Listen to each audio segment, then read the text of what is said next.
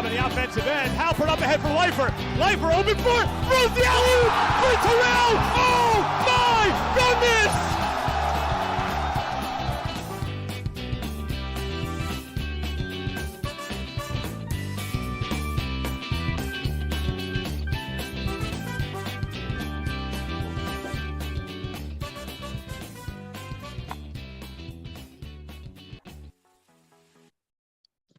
All right, we're in now.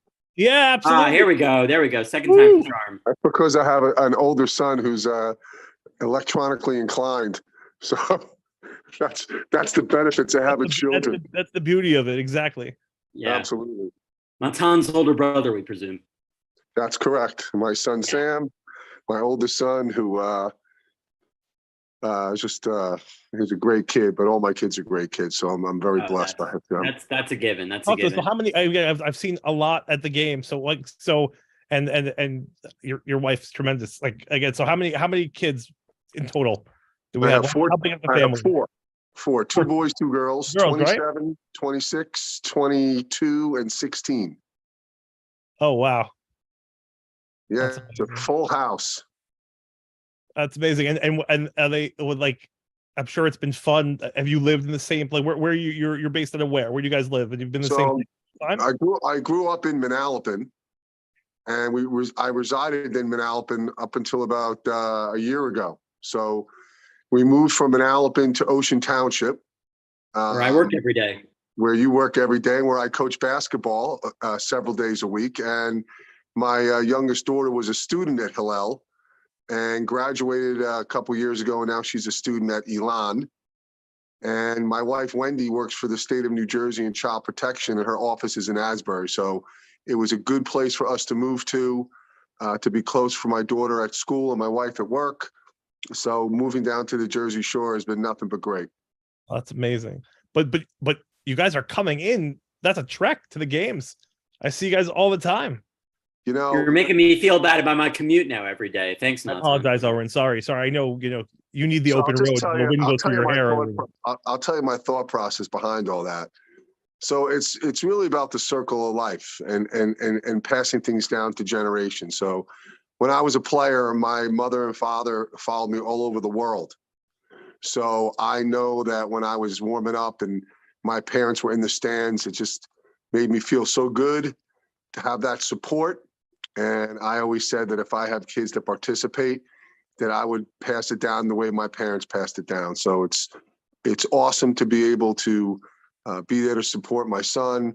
Obviously, you see his siblings and his mom in the stand supporting him. And it's just a really great family environment for us.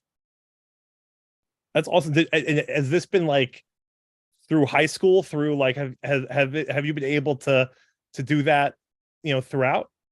Absolutely. Matan started out in a public school, and then he transferred to a private school, a boarding school. But we followed him. So it wasn't like we stopped going to his games when he transferred to another high school. It was just continued. And, it was great to have his siblings and his parents to be there to support him. And if I apologize because this may be some insider knowledge, but like I worked for an organization called Olemi, who worked with a gentleman named Craig, who I think may have been like a sponsor of a Jewish scholarship. I think at one of those stops along the way. Can you tell me about that? Because I thought that was an amazing story, but I want to make sure I got all the details right. Well, Matan was a student at the Lawrenceville School, which if you research the Lawrenceville School, it's one of the top 5 academic prep schools in America, situated right outside of Princeton, right down the road from Rider University. It's when you pull into the main gates, it's like pulling into an unbelievable, beautiful college campus. It's really off the charts. The thing is that it's not an inexpensive school. It's about $66,000 a year to go to. And because Matan because Matan excelled in the classroom and excelled on the hardwood, it basically gave him the opportunity to go there for free and to take advantage of every amenity possible that Lawrenceville had offered him athletically, academically, and socially. And it was just a an amazing opportunity that nobody would pass up on. And I think he prospered in every facet of life there. That's amazing. That's amazing. Talk to me about, like, because I think what we're, and again, just blown away since he came in, I said work ethic, again, leadership, just like, you know, and forget about, we're not talking in contrast to anything. We're just talking about him, like, really just like plays things, like plays the game the right way. His game is about involving others. He sets the tone even before this on defense. But we'll get to this season. But what was it like sort of as he came in? His expectations, like, you know, how were those conversations, right? And especially, we were talking about just before last year, when we think about it, like, we forget the fact that there was this, you know, Matan starting, Jordan starting, like, it was Matan, sort of that back and forth, and loved how neither of them really, like, they were both helping each other, right? And there wasn't any sort of, you know, ego in this conversation, and that's what we've come to expect. But, you know, what was it like? What were sort of some of the things, and how were you helping him through that process? Well, don't forget, Matan started his college career at a different university. He was at Brandeis University. Yep, Brandeis. So Brandeis plays in UAA conference, which they say top to bottom is the best Division III conference in the country. Right. And we'll get a taste of that tomorrow night against NYU. 100%. And he really worked hard when he was there. Played a lot as a freshman.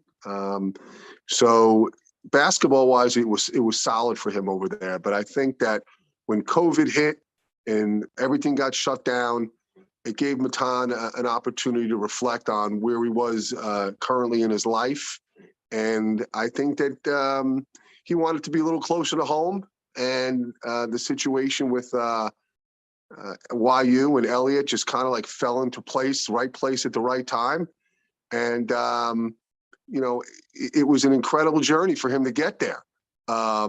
Did I ever think that I'd have a child that would be a basketball player at Yeshiva University? Never in a million years. It was never even a thought in our minds when he was pursuing his dream to be a Division I basketball player. And wow, all of a sudden he winds up at Yeshiva University. So it was a crazy story on how he got there. But he's always been a kid that coaches love, because he does all the right things on the court. He plays hard. It's not about statistics for him. It's about doing whatever it takes to help his team win. And if anybody knows about basketball and they watch him play, they'll understand his value and what he brings to the team. We've seen it, and like I said, we've been singing his praises game in, game out for a long time. That's the thing. The consistency is unreal, right? They're like, even if something isn't clicking for one game, right, the other 18 buckets he fills up, right, are like, again, he's giving you everything he's got, and defense is never, right, the place to worry. So you look at this year's team, right, as obviously a different challenge, right? In last year's team, there's much more of a leadership role. At the first home game, your wife told me that he's taking on more than just the basketball leadership role, that there's some spiritual leadership role that's going on there too. What's up with that? And we love it. I got to tell you again, you talk about, his Jewish journey and where he began and where he's at today. He'll give his speeches to the team. And, one of the things that Elliott had said to us when we were considering on Matan transferring was there's multi-levels of kids that attend YU and guys that play basketball. You do have some secular Jews, and you have some conservative, and you have Orthodox Jews. And Matan kind of found his way, and he would learn with his teammates. And then him and Gabe Leifer last year, they would learn together. And Matan just continued to grow in his Yiddishkeit, in his Jewish life. And he loves it, and he loves to learn, and he's like a sponge. And I think he approaches that the same way he plays the game. Whether he puts every ounce of effort into learning Judaism, the same way he puts every ounce of effort into the way he plays. And it shows. And as parents, we couldn't be more proud. What's it like? I mean, that's honestly, that's like that's it, right? Like that really is it. Like, again, when I play, it's been that way, for years. I think there's obviously, the world around us, right, as continues to change and evolve, and especially college campuses, and that's obviously not, the university college campus experience, but even 20 years ago when I was on the team, that's what it was, right? It always was sort of that balance between, I think now they're better about not eating cholent on Shabbos before Saturday night games, which is always much more helpful. But I think that's been the beauty of it, and seeing the way the guys interact with each other. And this team, they seem so close, on the court and off the court. Like they just seem like, and they look to him for that leadership, right? You could see it during the huddles, you could see it during points of the game. I'll tell you, the game last night, right? They're on this high, they're up 16, right? And then sort of Manhattanville starts to put their imprint on the game, and they're looking to Matan in that huddle. Like Gary's pulling them in. He's, there's a foul, he's pulling them into that defensive huddle. It's just tremendous to see that there really is, he's distinguished among, not just because he's a senior, but because of the attitude he has. And it's great to watch. But that team just loves playing with each other. They really feel like they do. It's a unique team. Obviously they have a blend of a lot of young guys, a lot of new guys in the program, and then you have a couple of guys, a few guys that are kind of like seasoned veterans, and the combinations has been working. As a father and I like to consider myself someone who knows a little bit about the game. When I watch this team play, the thing that really stands out is that they compete and they don't give up. And when things go, on the other side, and teams are making runs, and then all of a sudden we're down 6-7 points, and some teams can basically throw in the towel. This team just finds a way to grind it out and fight back and fight through the adversity. And last night was another indication of that. I mean, it was a really unbelievable game. It was a great college basketball game to watch, and a lot of credit to those boys for really just fighting for 40 minutes. Yeah. Coach, for as long as I've known you, you've always been a straight shooter, and I think you're the ideal guest for a podcast. You're a former collegiate player, you're a basketball coach, and you're the father of a current MAC. So I want to ask you this. I think there are a lot of fans who are concerned about the expectations this year because it is a young team. But do you think, in your opinion, are there some pluses you would give to this year's team that last year's team didn't necessarily have? Well, it's totally two different teams, as you could see. I mean, last year's team, the expectations were through the roof, and unfortunately, they didn't attain the goal of winning a national championship that everybody wanted, and guys came back to see through. And then you have this year, and everyone's talking about, well, this is a rebuilding year. This team's lost everybody, and there's their offensive production lost 85% of it or 90% of it. And here you are, 8 games into the season, and we're 5-3, and we haven't gotten blown out by anybody. Someone forgot to tell those guys. Including St. Joe's, Connecticut. Right. The St. Joe's, Connecticut game, I mean, that could have gone either way. And I was fortunate to be in Illinois for the weekend that they played Illinois Wesleyan. I mean, you watch the two teams warm up, and people in the stands are saying this team's going to be down 30 at halftime. And It was just amazing the way they just continue to play and they fight. And obviously nobody knew who Zevi Samet was coming into the season. And he's obviously opened the eyes of a lot of people. But listen, we're not just about him. I mean, look at the production. And do I want to use the word breakout? No, because I knew this kid's potential, and I've seen him grow as a player. Oren Batesh has just been amazing. The kid, in my opinion, you give him 10 open threes, he's making 8 out of 10. This kid is one of the best shooters in the country, not just on a team or in the league. This kid is one of the best pure shooters around. And we have a lot of good offensive weapons. We really do. And we have guys that, know their roles. And I think that's the reason why the production's been there and the wins have been there. What do you see as, like, does this, knowing that obviously, Matan doesn't have the same, run as everyone else in terms of, multiple years left. What do you look to see from this season as they grow? Because even I think from their own growth, like the fact that they've been able to come together so quickly in this way is testament. Do you see, a ceiling to where they are? Do you as you see them sort of to go forth, what would you like to see in their growth and maturity?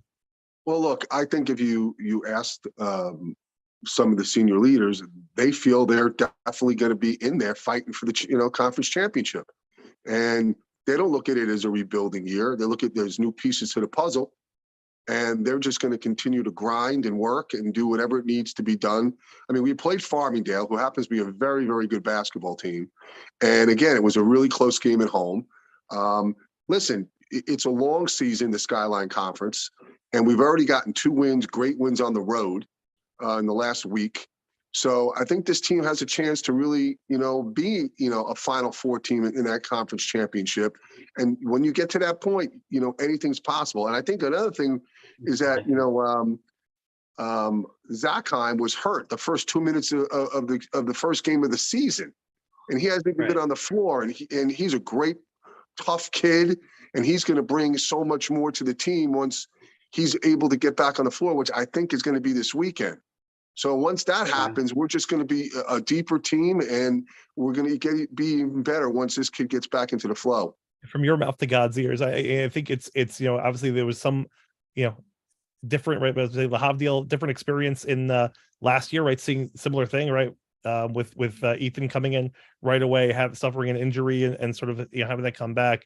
Obviously Max, we saw it early on, right, the ball handling needs of the team, some of the pressure that we saw early on.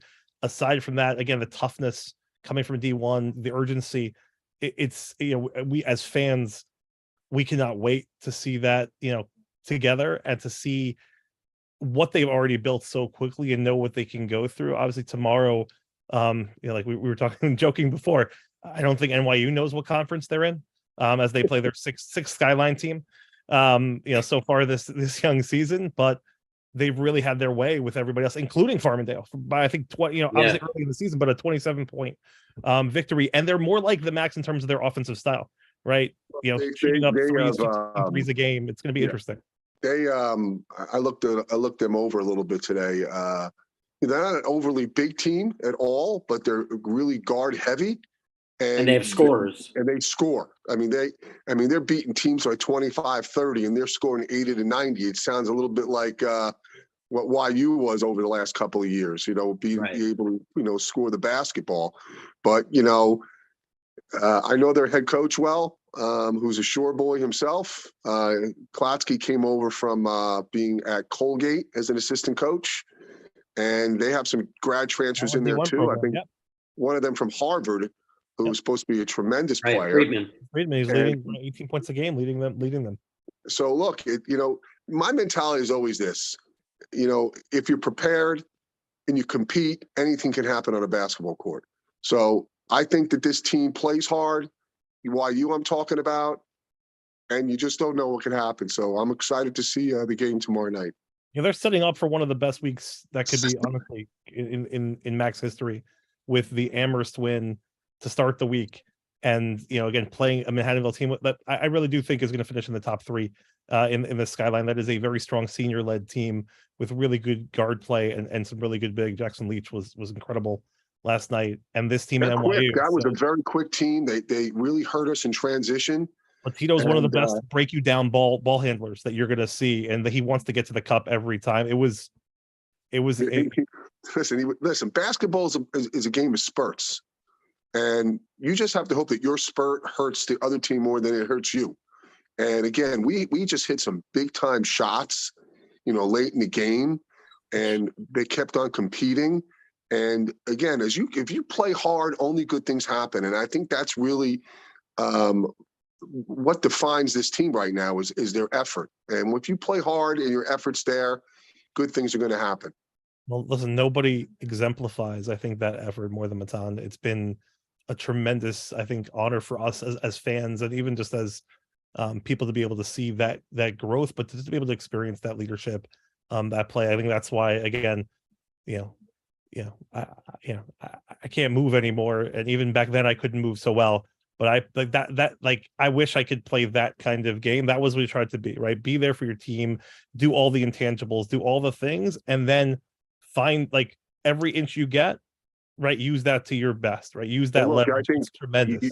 And if you watch it, I mean, look, he's a 6'4". He's playing the center position for them, and he's given up 5, 6, 7, 8 inches to guys, and he defends them unbelievably. I played collegiately, and Matan is just a great interior defender, and his toughness. And, believe me, at the end of the game, he's tired. He's tired because he works so hard on what he does defensively. And I think you see it, and like you said earlier, when he just pulls his team together, and he's like the glue guy. Love it. We absolutely love it. We have Zevi joining us. Zevi, thank you so much for taking the time out to join us. We're here talking with Matan's father, who you know well, obviously from the games, but just a tremendous also coach and source of knowledge, and we just appreciate the time so much.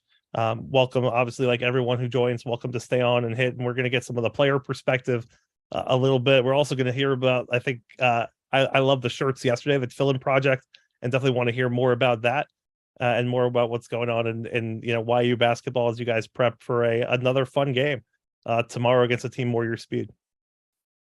But Coach Zucker, we can't and just like tremendous. Can't thank you enough. Can't thank your family enough for what you guys. Again, that's the family part is like my favorite part of this whole thing is coming to the games and seeing the family rooting for their kids.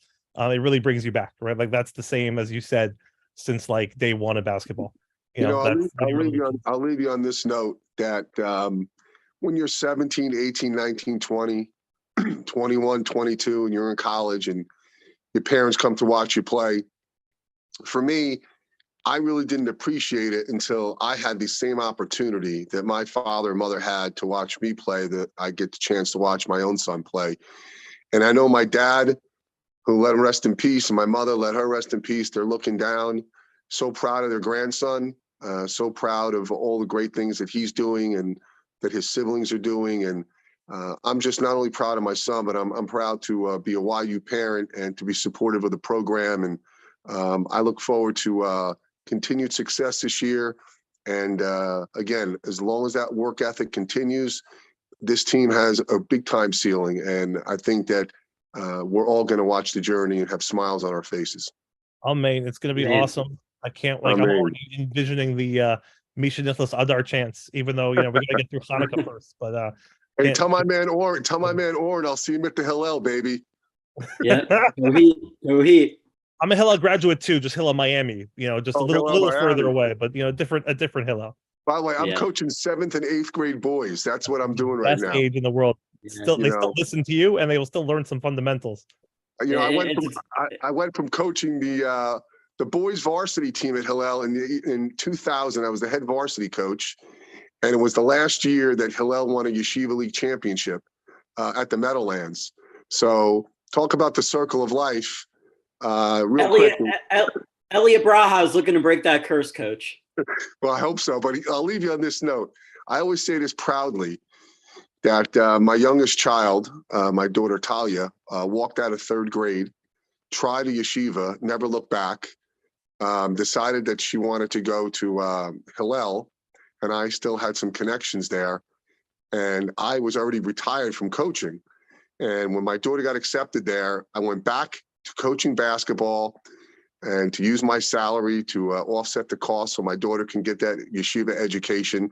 And she has thrived in the yeshiva education. And I'm glad she decided to do that because I love working with kids and I love coaching Jewish boys.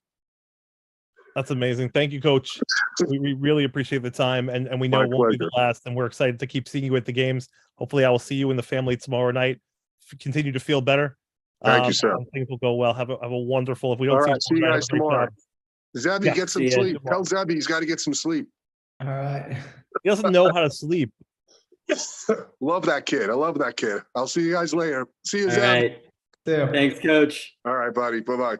Zevi, welcome to the Ball Habat, and thank you so much. Thank you so much for the patience.